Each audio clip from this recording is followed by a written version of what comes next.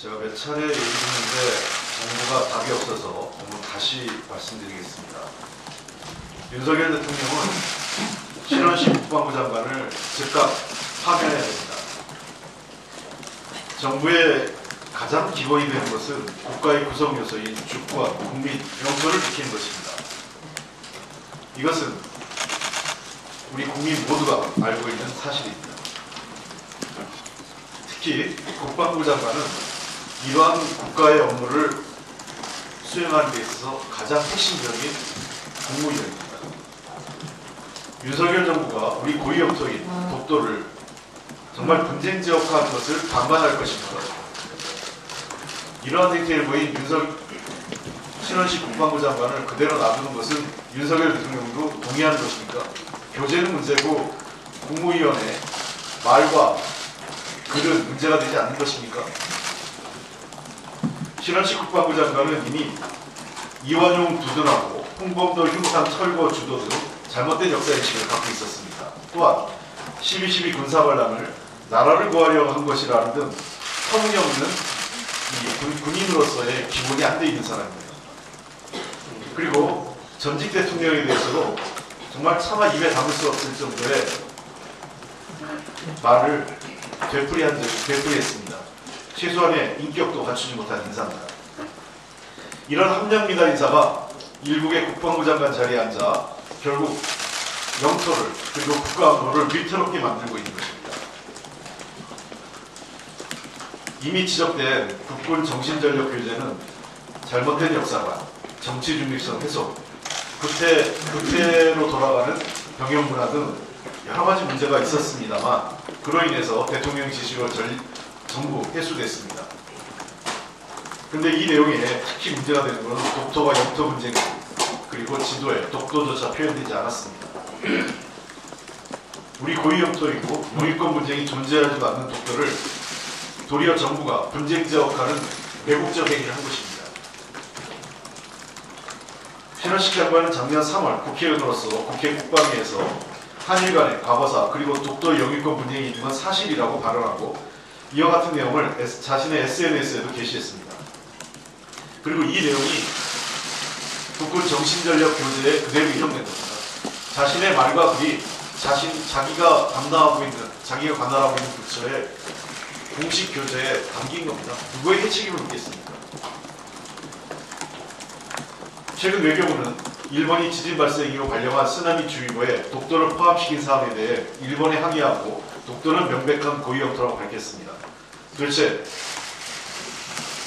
외교부와 국방부 둘 중에 어느 나라가 다릅니까? 도대체 어느 입장이 정부의 공식 입장입니까? 지난번에도 말씀드렸습니다. 우리 국민이 선출한 대한민국 대통령 윤석열 대통령이 친일 논쟁, 매국 논쟁에 빠지지 않게 하기 위해서는 신원식 국방부 장관을 과감하게 파면 처리하십시오. 그것이 대한민국 대통령이라는 것을 확인해주는 제 첫 번째 행동입니다. 다시 한번 분명히 말씀드립니다. 신원식 국방부 장관 파면하십시오. 새해도 민생경제 어려움이 지속되는 가운데 특히 서민과 취약계층의 고통이 가중되고 있습니다. 한국은행에 따르면 저소득 다중채무 보유자인 취약차등 연체율이 2024년 3, 4분기 말 8.86%로 고소득 고신용자 연체율의 0.35%와 비교해 월등히 높습니다. 취약차주의 연간 소득 대비 이자 지급액 비율도 20.7%에 달하고 있습니다. 대부업체의 연체율도 1년 사이 2배 가까이 증가했습니다.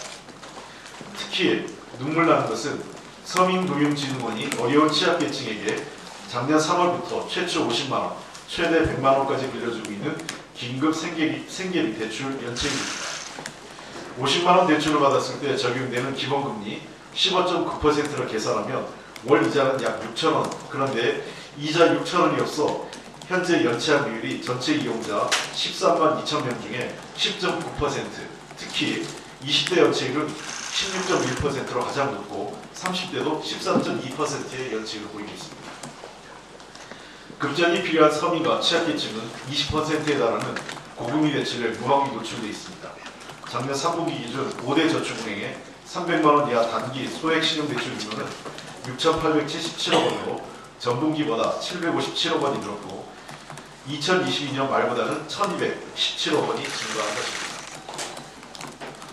중저신용자 적용하는 평균금리가 16.9%에 달하는 신용카드사 카드론 대출의 경우 2023년 11월 말 현재 대출 잔액이 35조 9,609억 원에 달하고 있습니다.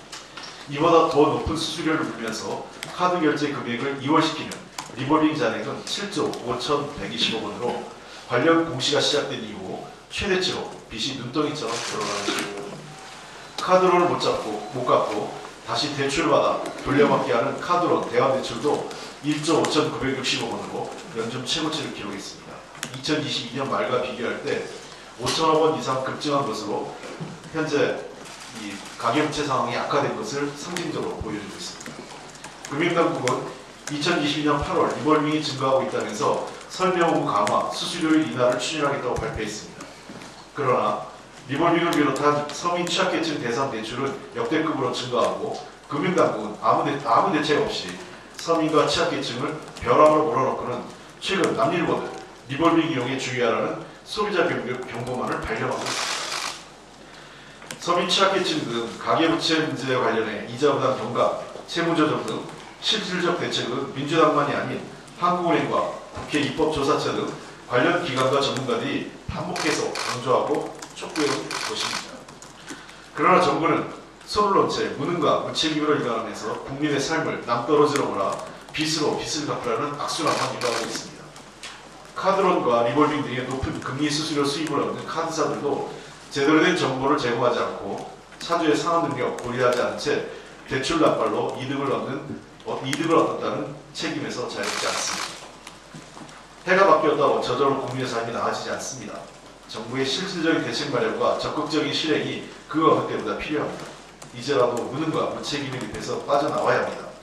대통령과 가족의 비리 의혹 덮을 건의만 하지 말고 어려운 국민의 삶을 살피는데 좀 관심 좀 가져주시고. 예, 이어서 이계호 정책의 의장의 모두 발언이 있겠습니다.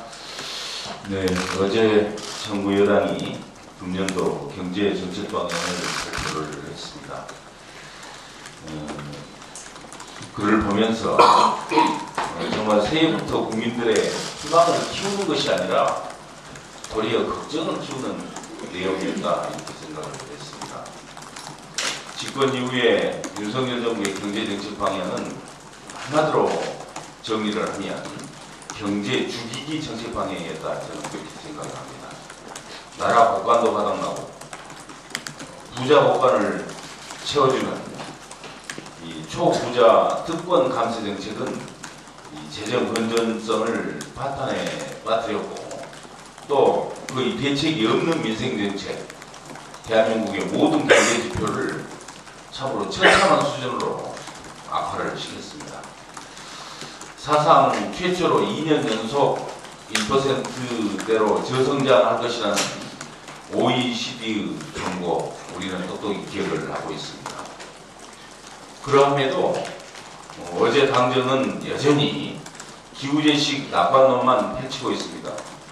국민은 이런 엉터리 진단을 내리는 정부가 과연 제대로 된 경제정책을 제시할 것이라고는 기대하지 않고 있습니다. 그렇다 보니 국민들 사이에서 윤석열 정부가 집권 2년 동안 내놓은 경제정책은 초부자 감세로 나라 재정을 거덜내고 말았다는 말이 자연스럽게 나오고 있는 실정입니다.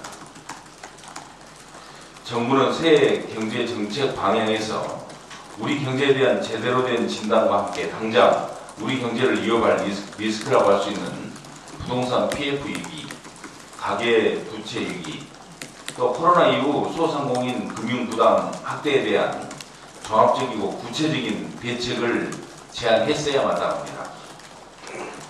이제 집권 3년차를 맞이하는 윤석열 정부가 더 이상 경제 죽이기 정책이 아닌 경제 살리기 정책을 제발 내놓기를 간곡히 요구를 합니다. 윤석열 대통령의 국회 무시 정말 도를 넘고 있습니다.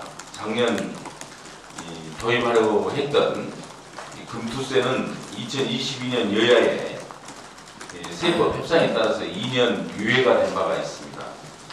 당시에 국민의힘은 금융투자소득세 도입을 2년 유예하는 조건으로 주식 양도세를 금투세 도입 시까지 전치를 시키되 과세 대상자 범위를 종목당 10억 원으로 그대로 유지를 한다는 조건에 합의를 한 바 있습니다. 그런데 지난달 아시다시피 정부는 일방적으로 시행령을 거쳐서 주식 양도세가 부과되는 대주주 기준을 10억에서 50억 원으로 완화를 해버렸습니다. 이에 대해서 대통령은 지난 2일 금융투자소득세의 폐지마저 선언을 해버린 상황입니다. 최소한도의 정치 도의도 없는 정권이다 이렇게 말씀드리겠습니다. 야당과 합의사항을 이렇게 예반장으로 쉽게 깨버리는데 국민들과의 약속은 대체 얼마나 가볍게 생각한다는 것입니까? 더욱 심각한 것은 금투세 도입이야말로 글로벌 스탠다드로 인식이 되고 있는 상황인데 정부는 아직 시행도 안 된 이러한 금투세가 도리어 코리아 디스카운트 원인이 된다 이렇게 지적을 하고 있는 어이없는 상황입니다.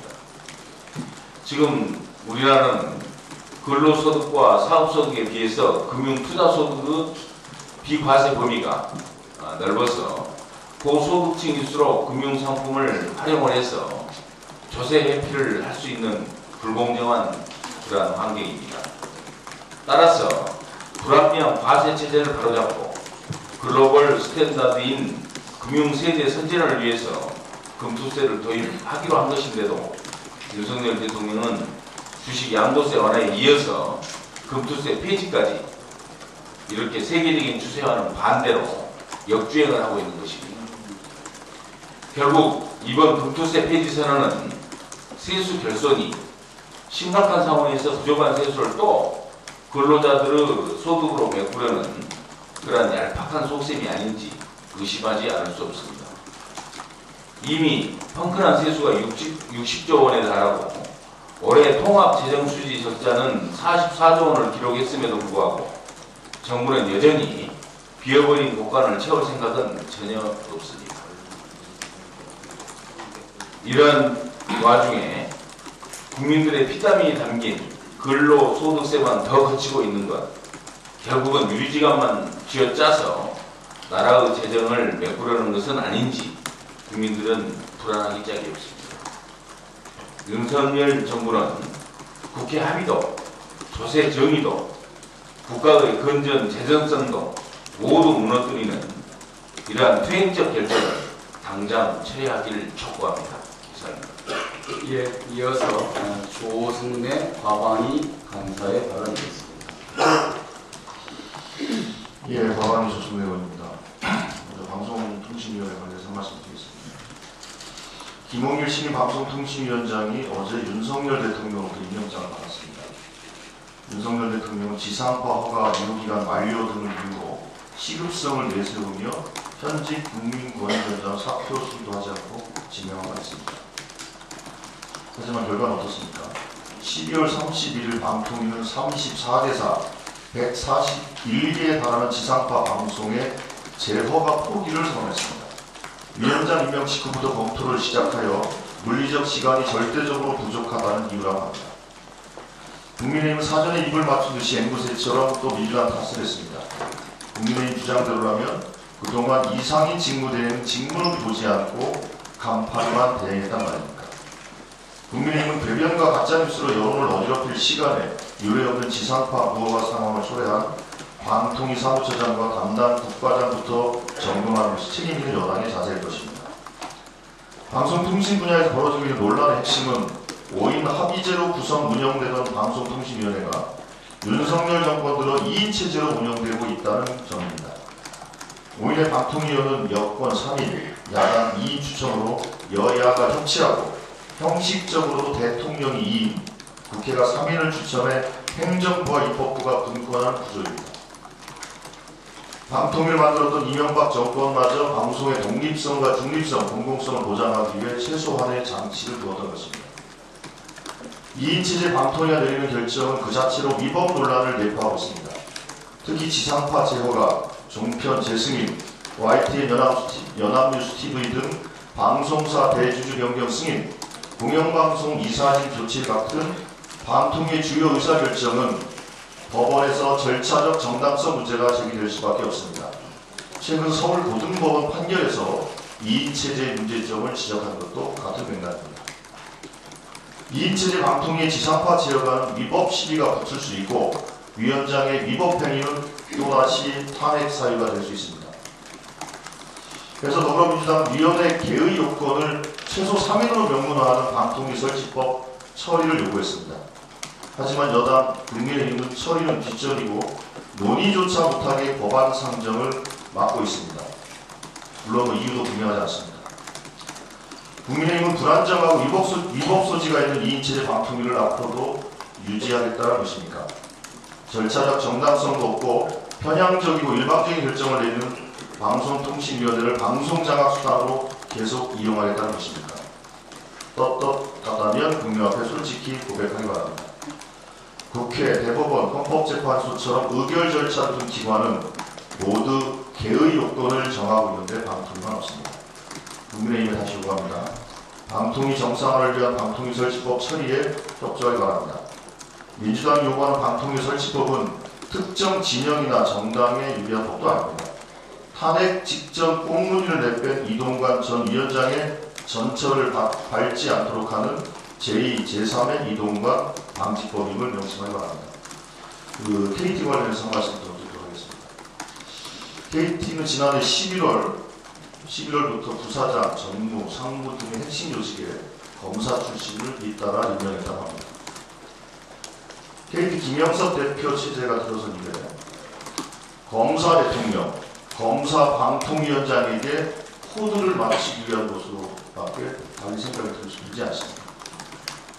대통령과 여당의 비대위원장, 방송통신위원장 등이 검사 출신으로 채워지더니 이제 기업의 주요 포스트에도 검사 출신이 속속 진출합니다. 온 동네가 검사 천지이고 검사 천하입니다.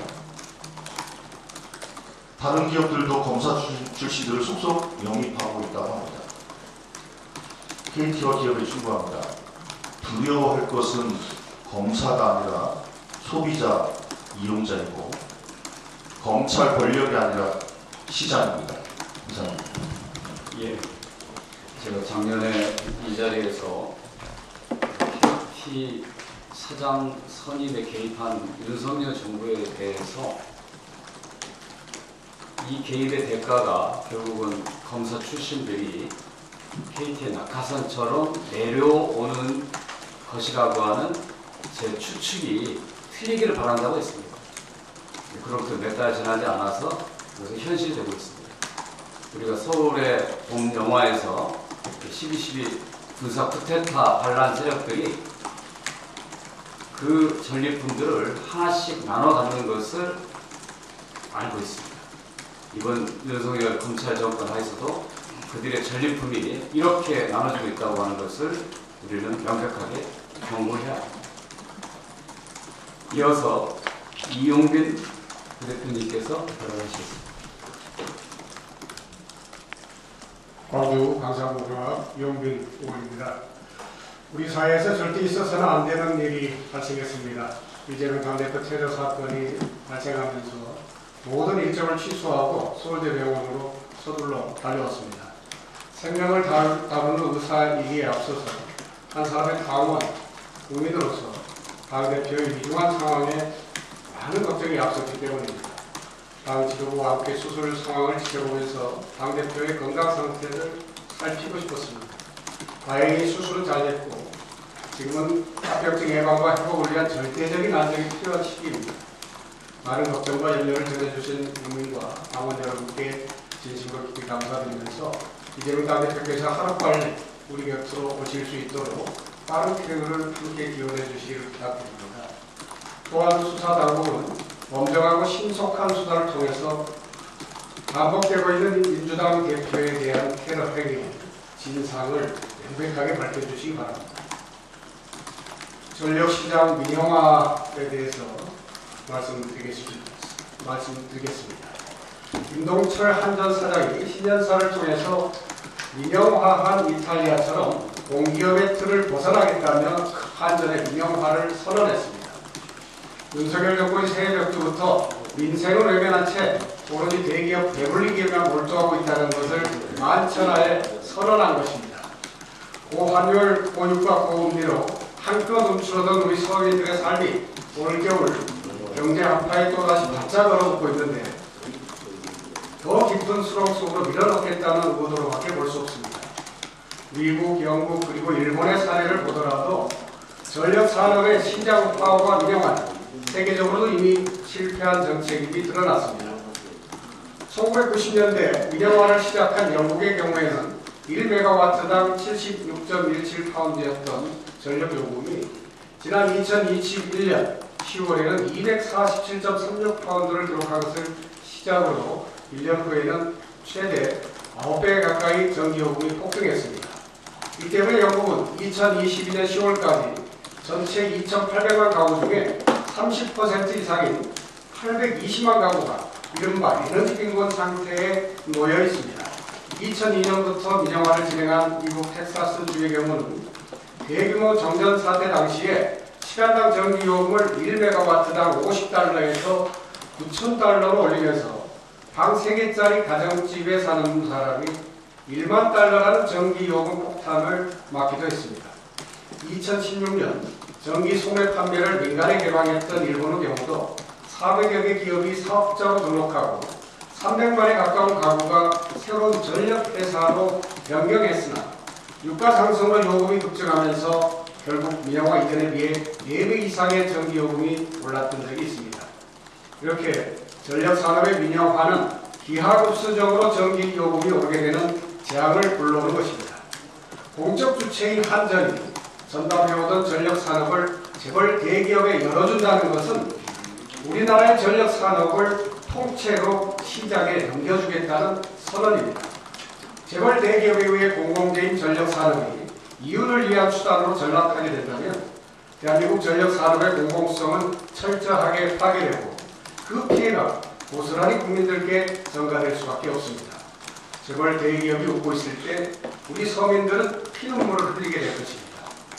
한전 민영화는 적자 해소라고 하는 명분을 내세운 윤석열 정권의 꼼수에 불과합니다.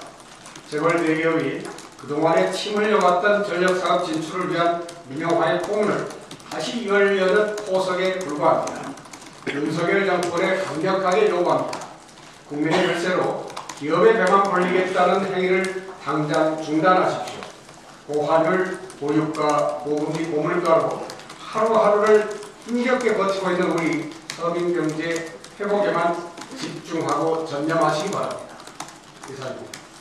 예, 이어서 최현 대표의 발언이 있겠습니다. 네, 민주당 인권위원장 최현 의원입니다. 경찰 수사를 받던 이성미 씨가 지난주 스스로 생을 마감했습니다. 예, 민주당 인권위원회와 인권연대는 공동으로 수사 중 피조사자 자살 관계를 위한 긴급 토론회를 열었습니다. 윤석열 정부 경찰은 이성미 씨를 소환할 때마다 포토라인에 세워서 카메라 세례와 질문을 받게 했고 검증되지 않은 조사 내용을 언론에 흘렸으며 언론은 앞다퉈 대대적으로 보도를 했습니다. 이처럼 인권을 무시한 수사 관행과 선정적 언론 보도로 유명을 달리한 사람은 이성미 씨뿐만이 아닙니다. 법무부 자료에 따르면 2004년부터 14년 7월까지 모두 83분의 고귀한 생명이 수사 중에 극단적 선택을 한 것으로 나오지만 그 이유로는 통계조차 없는 시점입니다. 이제라도 수사 중 극단적 선택을 방지하기 위한 대책을 시급히 마련해야 합니다. 헌법 126조가 피의사실 공표죄를 규정하고 있고 1995년부터 최근까지 모두 764건의 피의사실 공표죄가 접수가 됐지만 단 한 건도 기소되지 않아서 사실상 산만했다는 점은 잘 알려져 있습니다. 수사기관의 훈련도 잘 지켜지지 않는 것은 마찬가지입니다. 경찰 수사 사건 등의 공고에 관한 규칙, 경찰 수사에 관한 인권보호 규칙에도 불구하고 이성윤 씨를 수사한 경찰은 이 훈련들을 철저히 무시했습니다. 고인의 비공개 소환 요청마저 묵살하면서 마약사고 무죄 판결이라도 받은 것처럼 또다시 언론 앞에 서게 만든 것입니다. 제2의 제3의 이성균 사태를 방지하기 위해서 강제성과 실효성 있는 가칭 수사기관의 인권침해 방지법을 제정할 필요가 있다고 합니다. 피의사실 공표는 물론이고 피의자의 사생활 등 인권침해 정보를 유출할 경우에도 형사처벌해야 합니다. 나아가서 수사기관의 고질적인 인권침해 행위들, 수사관이 궁박한 상태의 피의자에게 일정한 이익 제공을 약속하거나 암시해서 자백이나 허위 진술을 강요하는 경우, 변호인 선임권 접견 경선권을 침해한 상태에서 자백 또는 허위 진술을 받는 행위로 형사처벌해야 합니다. 또 공개 소환할 경우 지방경찰청장이나 검사장의 승인을 사전에 문서로 받게 해서 절차적으로 통제하고 수사정보가 유출되면 즉시 수사전을 조치하고 직무감찰과 고발을 무마할 필요도 있습니다. 아울러 수사기관의 인권침해에 따른 국가의 손해배상 의무도 법률에 명시하고 입증책임 전환 등도 도입할 필요가 있습니다. 인권을 무시하는 권위주의 시대 수사 관행과 선정적 언론 보도로 비극이 반복되지 않도록 우리 당 차원에서 이와 같은 내용을 담은 법안 개정을 추진해 주시길 부탁을 드립니다. 다시 한번 이성균님의 요구를 드립니다. 고맙습니다. 예, 이어서 박주민 수석의 발언이 있겠습니다. 예, 지금 당에서 윤석열 대통령이 김건희 특검법 등에 대해서 거부권을 행사할 경우에 권한쟁의 비판을 할 것을 검토하겠다라고 하자 국민의힘에서는 반발을 하고 있습니다. 헌법상 대통령에게 주어진 고유의 권한인데 거기에 대해서 권한쟁의를 검토하겠다고 하니까 이것은 꼼수다 이런 식으로 이야기를 하고 있습니다. 그런데 대통령 고유의 권한이라 하더라도 남발해서는 안 됩니다. 그렇기 때문에 보통 내재적 한계가 있다고 합니다. 예를 들어서 말씀드려보겠습니다. 대통령에게는 사면권이라는 고유 권한이 있습니다. 헌법 문헌상에는 이 사면권을 제한하는 문구가 들어있지 않습니다. 그러면 자신의 가족들의 경우에 무조건 다 사면을 해도 됩니까? 그렇게 되면 대통령 가족은 우리나라에서는 어떠한 처벌도 받지 않는 친성 가족으로 탄생되게 되겠죠. 그렇기 때문에 이런 사면권 행사는 안 된다라고 보는 것이 일반적입니다. 그렇기 때문에 이 거부권의 경우에도 이와 같은 논리로 내재적 한계가 있다라고 봐야 되는 것입니다.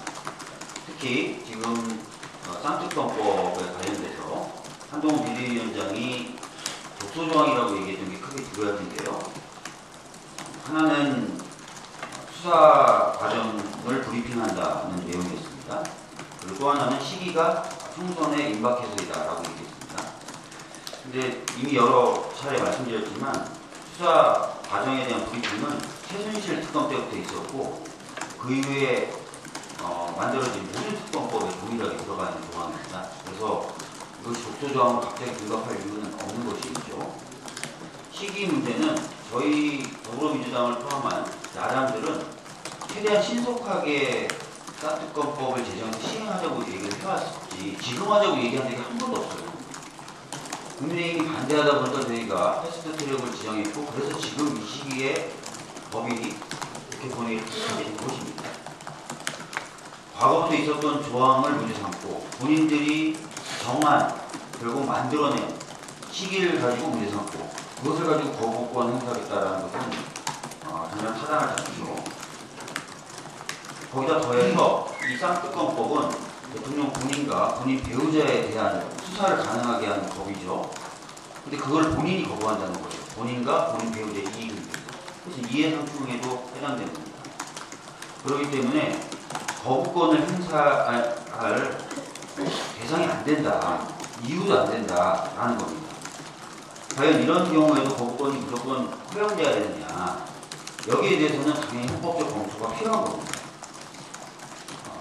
그렇기 때문에 저희들이 권한쟁의 등을 검토하겠다는 것이고 아무런 이유 없이 권한쟁의를 검토하겠다는 것이 아닙니다. 오히려 대통령 입법권을 존중하고 또 국민적 요구를 존중하고 또 자신이 얘기했던 어떤 공정과 상식이라는 우리나라와 우리 사회의 가치를 존중한다면 거부권 행사를 안 하는 게 맞죠. 저희들이 보안 행사 시 권한쟁의를 검토하겠다는 말에 대해서 꼼수다 이렇게 표현하면서 비판하는 것 타당하지 않다라는 말씀을 드리겠고 거부권 행사를 하지 말아야 된다라는 점을 다시 한번 강조해서 말씀드립니다. 네, 이어서 유동수 수석의 발언이 있겠습니다. 예, 최근에 대통령의 경제정책 내지는 조세정책이 너무 근시안적이고 단기적이고 즉흥적이다는 말씀을 드리겠습니다. 2022년도에 정부가 예산안과 함께 세법안을 12월 24일 날 통과시킨 바 있습니다. 국회가. 그리고 2022년도 12월 30일 날 윤석열 대통령이 국가전략기술 세액 공개에 대해서 갑자기 언급을 했습니다. 일주일만. 그리고 23년도 1월 3일 날 정부는 여기에 맞춰서 세법 개정안을 제출했고 이걸 국회가 통과시켜 준 바 있습니다. 기재위에서. 최근에 우리가 지난 21일 날 예산안과 세법 개정안을 예산 부수법안으로 통과시킨 바 있습니다. 이때 주식 양도세 대조적 이전 10억 유지를 그때도 확인한 바 있습니다. 조세 소위에서.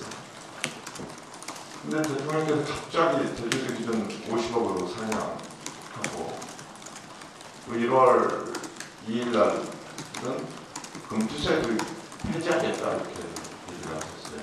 근데 이 금투세 폐지라든지 이런 부분은 아직 시행도 안 돼 있기 때문에 필요하다면 정부가 7월 말에 제출 예정인 세법 개정안을 포함시켜서 7월 말에 정부의 세법 개정안을 제출하면 되는 것입니다.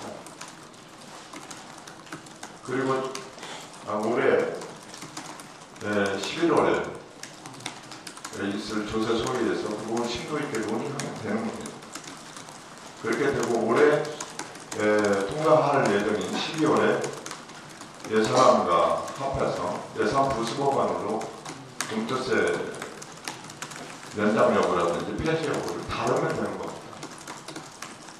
그거를 1월 2일 날 시행되지도 않은 금투세를 폐지하겠다고 얘기하는 거는 정부가 이 조세정책에 대해서 근본적 철학의 부재, 내지는 정책의 부재라고밖에 인식이 안 됩니다. 또 하나 우리가 지난번에 전통시장 소득공개율 40% 유지하는 거 이것도 지난번 우리 21일 날 예산 부수법안을 통과시킨 겁니다. 며칠 됐다고 갑자기 또 이번에 80%로 올리겠다. 그것도 상반기만. 그리고 또 조특법 개정을 해야 되거든요. 그 정부가 제출하는 세법 개정안이라는 게 도대체 얼마나 고민하고 만들어서 세법 개정안을 제출하는지 심히 의심스럽습니다. 완전히 국회를 무시하는 거죠. 머리내 같은 생각이 듭니다. 7월 달에 정부 세법 개정안을 제출할 때는 이런 국민들 다 담아서 제출하는 겁니다. 그 사이에 뭐 코로나라든지 IMF라든지 굉장히 국민들이 인식할 때 사정이 변경된다든지 그런 정도 천재지변이 났다든지 이런 거에 맞춰서 세법 개정안이 새롭게 된다면 충분히 국회도 이해할 수가 있는데 아무런 사정 변경이 없는데 정부 세법 개정안을 통과시킨 지 며칠 만에 또 새로운 세법 개정을 들고 나오는 것은 세법에 대한 조세 정책에 대한 정부 철학의 부재다, 정책의 부재다 이렇게밖에 인식이 안 됩니다.